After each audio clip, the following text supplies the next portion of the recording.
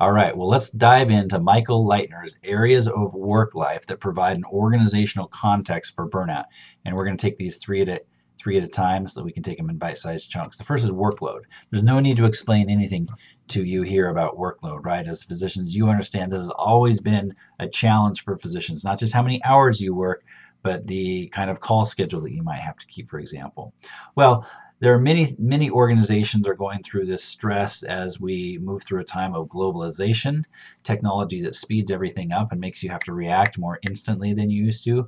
Organizations that are cashing in on long-term performance for short-term gains, and of course, very tight human resource management, the ability to measure everybody's performance instantaneously and down to very fine-grained measurement standards. Now, in medicine, we can add to all of that the rapid change of industry regulations that has taken place since the introduction of the Affordable Care Act, reimbursement and care models, outcomes measurement, and of course, then there's the desire and demand by consumers that medicine work all the time, instantly, and of course, we know that that's not possible. So workload. Second one is control. There's no doubt about it that one of the greatest things in your work life is when you have the freedom to make the best decision possible for the situation at hand to produce the best outcome. But unfortunately, in so many places and times, employees have been turned into units of production over which they have little or no control of their work, and that is so demoralizing.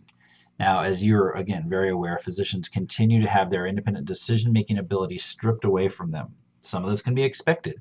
It's not a bad thing to have evidence-based medical decision-making and formularies that save the whole system money rather than just people choosing what they want in their preference. But some of the biggest areas of physician burnout with regard to control are things like pre-authorizations or the inability to control which staff works for you that's given to you by your employer. Things like that can have a huge amount of effect on your sense of control, like you're pretty much along for the ride. Finally, reward. And of course, we're talking about appropriate pay for output here. Now, the fact is this, most physicians make a level of pay that can lead to a pretty comfortable American life, give or take some, but altogether better than average, right? So for you, maybe money isn't the biggest motivating factor in terms of reward. What we're talking about rewarding for you as a physician are things like the level of meaningful interaction you can have with a patient because you have enough time to do that with them, or when you have a great outcome from care that you've provided because you've been able to do it in a way that's excellent, or even when you've been able to contribute to the body of science through research. Those are all rewards that physicians might point to. Or what about the reward of greater autonomy or responsibility or recognition when you prove yourself to be reliable and effective?